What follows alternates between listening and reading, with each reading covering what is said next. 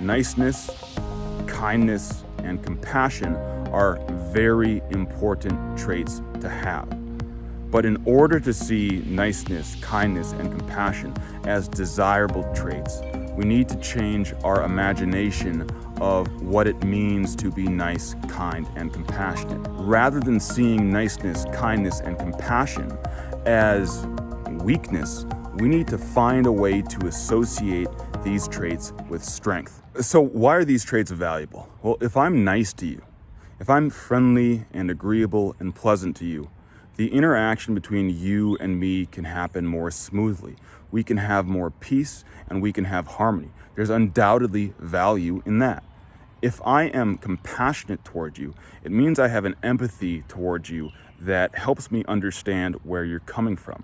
That means I can validate you, and that means I can understand you, which fundamentally enables me to get on your wavelength and understand where you're coming from in a way that enables us to strengthen our bond.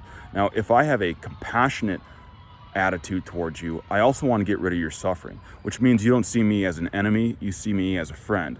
And the more harmony and peace you can have between people, the better off you will be in your relationships. When it comes to kindness, which is exercising self-restraint to not harm a person when they're in a position of suffering, and which is giving to others in order to help them improve their lives and alleviate their suffering.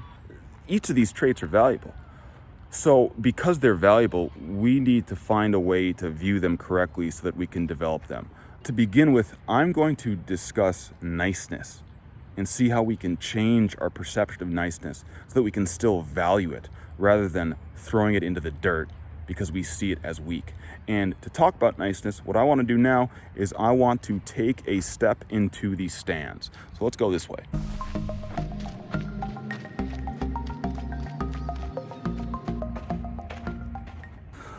In many ways, niceness has achieved this position of virtue that it doesn't deserve.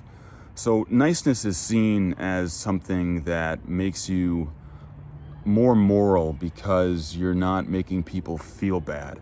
However, niceness really shouldn't be seen as moral at all. To be nice means to be pleasant and friendly and agreeable. What that means is that it helps smooth interactions with other people. In a way, niceness should be seen a lot like civility in a democracy. In a democracy, people have the right to speak their minds, and they have the right to vote in whatever way they please. And what that means is that people are going to have disagreements. Because people have different temperaments, different social values, different political values, they're going to disagree on things. However, in a democracy, like the democracy that exists in the United States, what enables civil unrest to never occur is the fact that we believe that when we come to the public sphere, we will respect each other's opinions. Even though I might be a conservative or a Republican, I'm going to respect the liberals and the Democrats' right to put their opinion forth. I'm going to have a debate in which I hear their views and they hear my views. We're not going to fight. We're not going to commit violence. We're all going to speak civilly and respectfully toward each other. So even though we may not like each other, even though we might harbor silent contempt toward each other, we still allow each other to speak. That is civility. Niceness should be regarded in a similar way. Even though you might have disagreements between yourself and another individual, you want to have peace in interactions with other people. And when you come to the public sphere and interact with people, let's say in the stands at a baseball game, when you're sitting with people who are on the opposing team, whose interests are directly opposed to your interests, and when you're sitting with people who are affiliated with those on the team that you support, who you just don't like, you show up in the stands, you cheer on the people who are on the field, you enjoy the baseball game, and you are civil to one another. That's really where niceness should be. Niceness should exist in the realm of civility, where you're being friendly and agreeable with others so that you can all peacefully enjoy a competitive game out at the ballpark. Another way to think of niceness is that it's a value add. So if I am supporting Team A and you're supporting Team B, you would expect us to have maybe competitive animosity toward each other or simply not to like each other.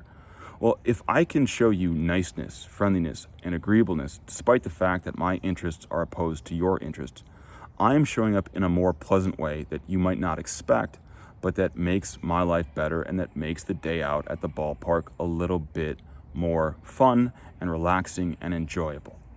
After you pursue your own self-interest and after other people pursue their own self-interest, if you can be nice to another individual, if another individual can be nice towards you, that is a value add. It makes relationships more pleasant and more enjoyable to be around.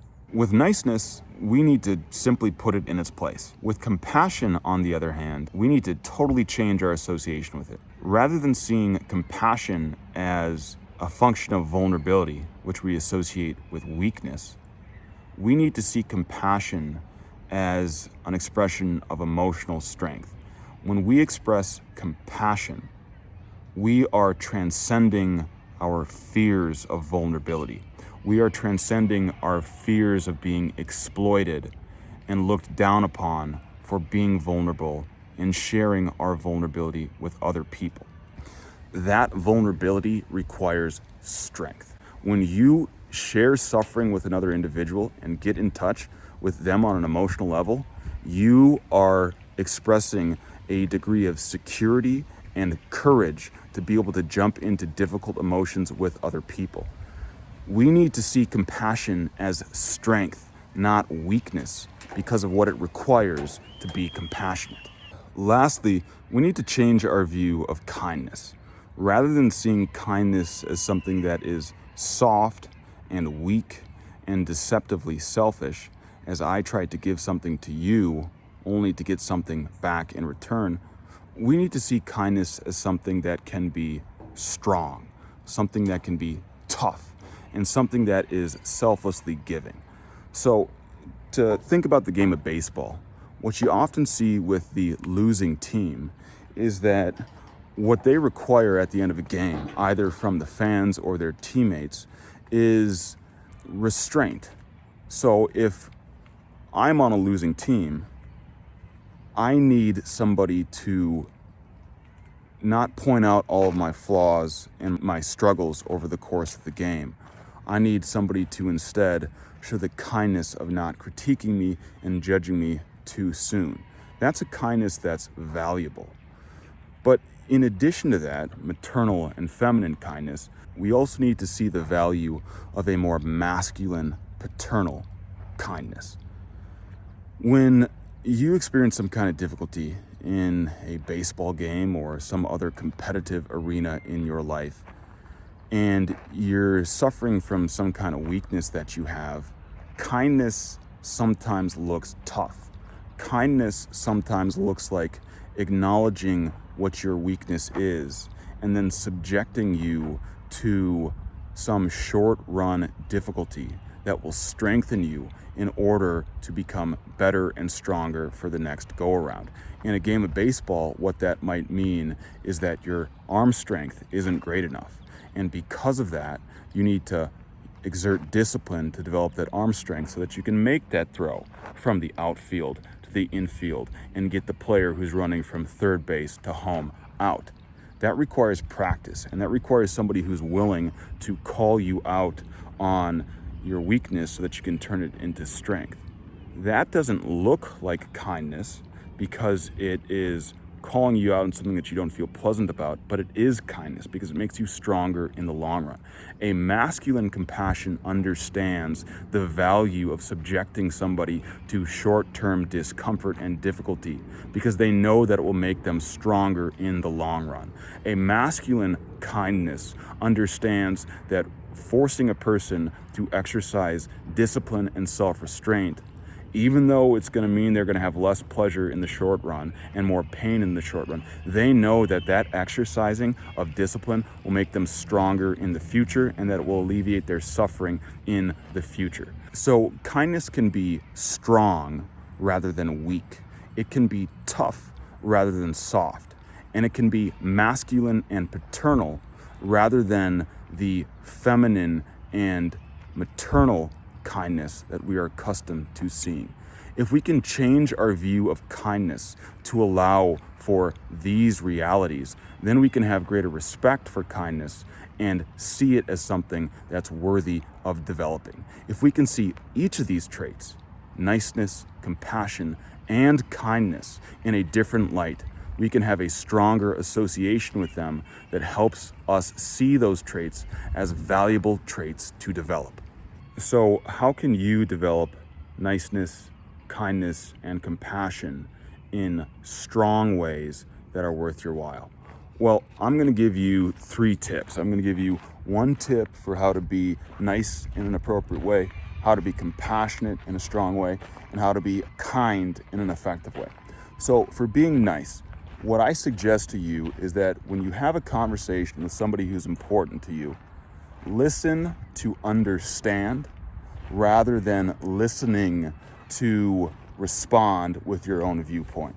That's number 1. Number 2, in terms of compassion, one of the best ways to develop compassion for other people is to have compassion for yourself. We treat other people the way we treat ourselves. So, if you can have compassion for yourself by exercising the courage to get in touch with your vulnerability, then you can take your practice of compassion toward yourself and give that practice of compassion toward somebody else, treating them in the exact same way that you treat yourself. Third, in terms of how you can practice kindness, find somebody who's struggling with something that you do not struggle with and that you excel at, or something that you used to struggle at but no longer struggle at, and find a way to give them helpful guidance to become stronger in what they're struggling at. If you do these 3 things, you can practice niceness in a healthy way, compassion in a courageous and secure way, and kindness in an effective way.